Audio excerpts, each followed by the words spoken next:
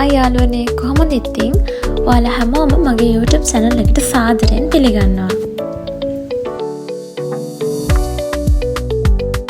ඉතින් අද අපි යන්නේ දකුණු කොරියාවේ ගyeongbokdo ප්‍රාන්තයේ යොන්චොන් නගරයේ තියෙන ඉතා වැදගත් ඓතිහාසික ස්ථානයක් වන ඉම්ගෝ සෝවොන් කොන්ෆියුසියානෝ අකාදමිය වෙතට.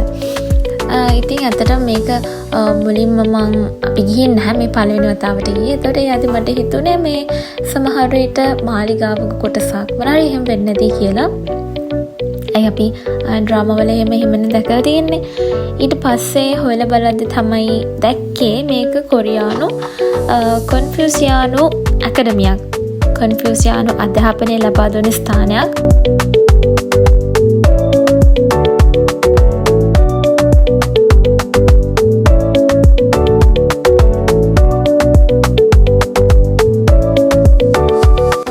චුට්ටක් මේ ඉම්ගෝ සෝවොන් වල ඉතිහාසය චුට්ටක් කියන්නම්. මේ ඉම්ගෝ සෝවොන් කියන්නේ ජෝසොන් රජ සමයේ ඉදිකරපු සාම්ප්‍රදායික කොන්ෆියුසියානු අධ්‍යාපන ආයතනයක්.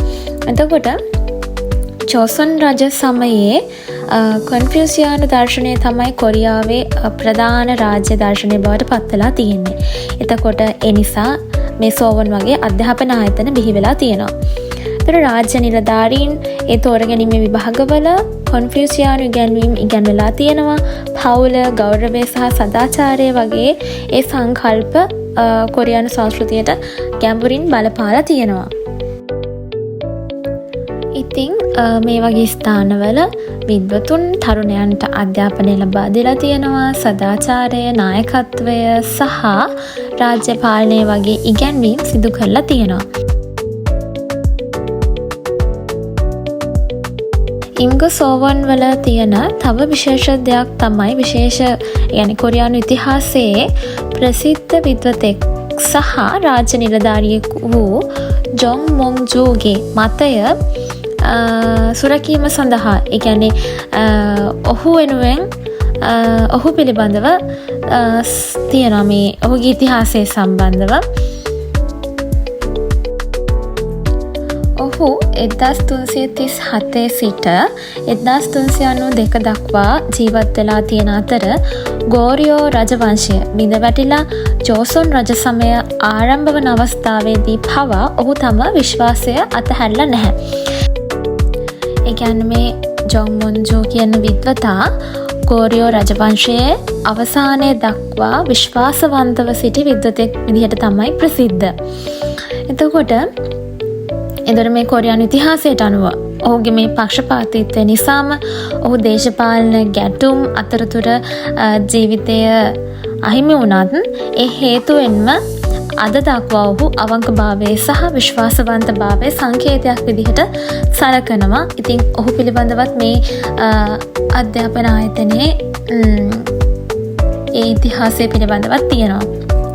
එතකොට මේ සෝවොන් ආයතනය තුළ විද්වතුන් රැස්වෙලා අධ්‍යාපනය ලබලා තියෙනවා වගේම ජොන් මොන්ජූ වගේ ශ්‍රේෂ්ඨ පුද්ගලයන්ට ගෞරව දැක්වීමක් සිදු කරලා තියෙනවා. ඉතින් මේ ඉම්ගෝ සෝවොන් කියන්නේ සාමාන්‍ය ගොඩනැගිලි සංකීර්ණයක් විතරක්ම නෙමෙයි කොරියානු අධ්‍යාපනික සහ සංස්කෘතික උරුමය නියෝජනය කරන වැදගත් ස්ථානයක්. තව දෙයක් ඔයාලට කියන්න තියෙනවා. දැන් අර ගෝරියෝ කියන රජවංශය ගැන කතා කරපු නිසා මේ ගෝරියෝ කියන රජවංශය කියන්නේ නමෙන්ම තමයි අද අපි මේ කොරියා කියලා හඳුන්වන රටේ නම හැදලා තියෙන්නේ. ඒක තමයි මූලාරම්භය. ඒ කියන්නේ දැන් ඔය ඒ රාජවංශයේ ඒ කාලයේ විදේශීය වෙළෙන්දන් ඒ වගේම සංචාරකයන් මේ ගෝරියෝ යන නම යාළගේ භාෂාවලින් කොරියා ලෙස භාවිතා කරලා තියෙනවා. එතකොට අන්න ඒකෙන් තමයි අද භාවිතා කරන කොරියා කියන වචනය ඒ රටේ නම විදිහට ඇවිත් තියෙන්නේ. දැන් මේ තියෙන්නේ ඉම්ගෝ සෝවොන් වල සංරක්ෂණය කරලා තියෙන වටිනා පුරාණ ග්‍රන්ථ. එතකොට මේවා ගොඩාක් ජෝසොන් රජවංශ සමයේ අධ්‍යාපනය ලැබූ විද්වතුන් විසින් තමයි භාවිතා කරලා තියෙන්නේ. එතකොට ඒ කාලයේ කොරියාව උසස් අධ්‍යාපනය ලබා ගැනීමට කැමති සිසුන්ට කොන්ෆියුසියානු දර්ශනය හදාරන්න ඕන වෙලා තියෙනවා. රාජ්‍ය සේවයට ඇතුළු වීමට තිබූ විභාගවලදීත් මේ ග්‍රන්ථවල අඩංගු ඉගැන්වීම් අධ්‍යයනය කරන්න වෙලා තියෙනවා. මේ ග්‍රන්ථ ගොඩක් ලියවිලා තියෙන්නේ හංජා කියලා හඳුන්වන චීන අක්ෂර වලින්. හංගල් අකුරු නිර්මාණය වෙන්න කලින් සහ ඒවයින් පස්සෙත් උසස් අධ්‍යාපනයේ ලේඛන ගොඩක් වෙලාවට මේ අක්ෂර වලින් තමයි ලියලා තියෙන්නේ. එතකොට මේ වගේ ග්‍රන්ථ මුද්‍රණය කරන්න ගොඩක් අපහසු වෙලා තියෙනවා. එතකොට ඒ නිසා ලී මුද්‍රණ තැටි භාවිතේනොත් මේවා මුද්‍රණය කරලා තියෙනවා. තවත් සමහර ඒවා අතින් පිටපත් කරලා තියෙනවා. ඉතින් මෙතන සංරක්ෂණය කරලා තියෙන ගොඩක් පොත් අතර කොන්ෆියුසියානු දර්ශනය, නව කොන්ෆියුසියානු දර්ශනය, අනේවා රාජ්‍ය පාලනය, අධ්‍යාපනය සහ ඉන්ගෝ සෝවොන් වල ඉතිහාසය සම්බන්ධ ඒ වාර්තා ඇතුළත් වෙලා තියෙනවා කියලා සඳහන් වෙනවා.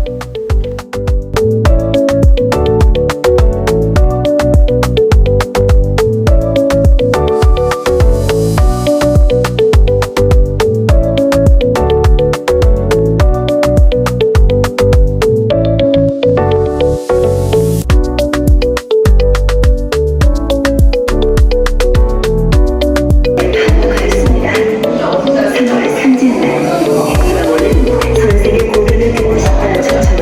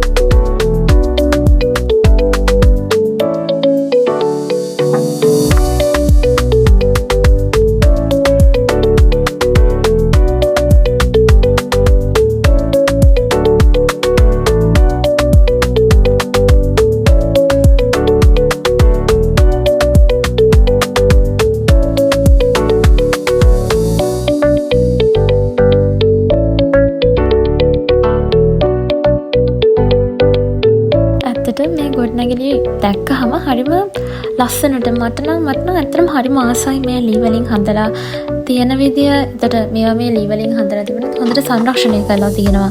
ඒතර නිස්කලංක පරිසරයත් එක්ක බලද්දී හරිම වෙනස් අත්දැකීමක්. මේ වගේ තැන්වල ඇවිදිනකොට නිකන් ඉතිහාසය කියන්නේ ඒ ඉතිහාසය ඇත්තටම දැනෙනවා වගේ එකක් දැනෙනවා. එතකොට අනිත් ඒ තමයි මේ ගොඩනැගිලි හදලා තියෙන්නේ හනොක් ශෛලයෙන්. එතකොට ඒ විදිහට හනොක් ශෛලයෙන් කරලා තියෙන නිසා ඒවා ස්වභාවික පරිසරයත් එක්ක ලස්සනට ගැලපෙනවා. හරිම ලස්සනට පේනවා. ආය මේ තව දෙයක් තමයි යාළුවනේ දැන් ඔය කොරියන් ඩ්‍රාමාස් එහෙම බලන අය දන්නවා ඇති. දැන් ඔය ඒ කතාවල තියෙනවානේ මේ විභාග කරනෙව්වා ඊට පස්සේ ඔය ඒ විස්තර තියෙනවානේ. එතකොට මට නිකන් දැන් හිතෙනවා මේ කාලේ මෙහෙම තියෙන්න ඇති. ඇයි වගේ අර එහෙම ඇඳුම් ඇඳගෙන මෙහෙම ඉන්න ඇති. ඒතර මට හිතෙනවා දැන් මම මේ කියන කතාව ඔය මේ කොරියන් ඩ්‍රාමාස් එකෙන් බලන අය හොඳට තේරෙනවා ඇති. මේ තැනට එද්දිම දැනෙන්නේ නිස්කලංක පරිසරයක්. ඒ වටේම කොළපාට ගස්, කඳු, පිරිසිදු වාතය තමයි හිතට පුදුම සැනසීමක් දැනෙන්නේ. අර ටවුන් වල සද්ද, බද්ද ඒ වගේම පොඩ්ඩක් ඈත් වෙලා මේ වගේ තැනකට ආවහම හරිම මේ නිදහසක් දැනෙන්නේ.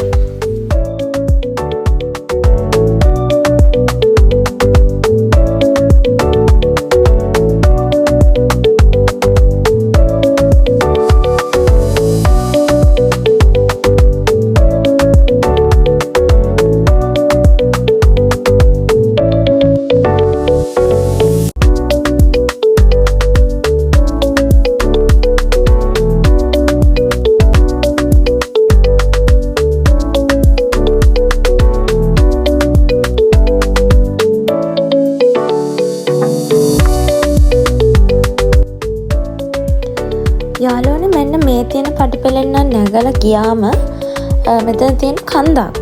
මේ කන්ද මෙතනින් නැගලා යන්න පුළුවන්. අපි ටිකක් දුර ගියා. ගිහින් මහන්සියෙන්ද ආපහු ආවා. ඔයාලා යනවා නම් ඔතනින් ගියා ආපුවාම කන්දක් තියෙන. ඕක නැගලා මේ යන්න පුළුවන්.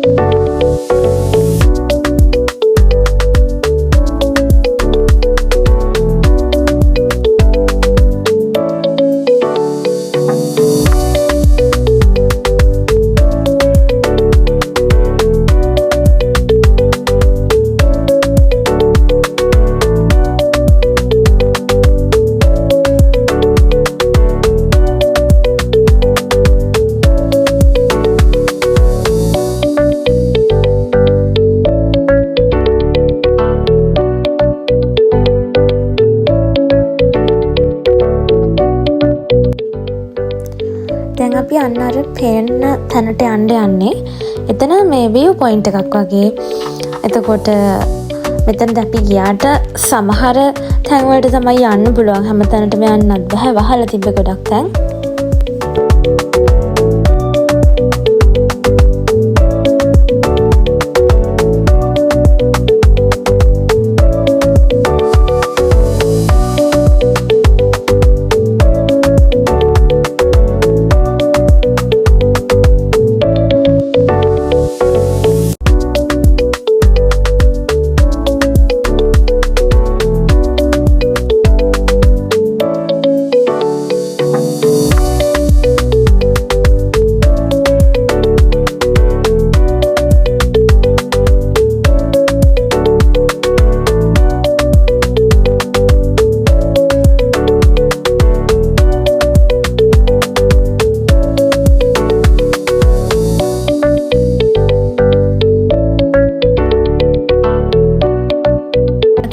ආලෝප ගන්න, විවේක ගන්න, එතකොට කොරියානු සංස්කෘතිය අත්විඳින්න කැමති අයට මේ ස්ථානය අතරම ෂෝක්. මේ ස්ථාන ඇතරම් විශේෂයි. නිස්කලංක පරිසරය, පැරණි හනක් ගොඩනැගිලි, ඒ වටිනා ඉතිහාසය ඉතින් ඇතරම් විශේෂයි. මනම් ගොඩක් මාසකට මේ වටපිටාවට. ඉතින් ඊළඟ වීඩියෝ එකෙන් තවත් ලස්සන ස්ථානයක් අරගෙන එන්නම්. ඉතින් කොරියාවේ මේ වගේ සැඟවුණු ස්ථාන ගැන වීඩියෝ බලන්න කැමති නම් channel එක subscribe කරන්න. ඉතින් එතකන් ඔයාලට සුබ දවසක්. ගිහින් එන්නම්.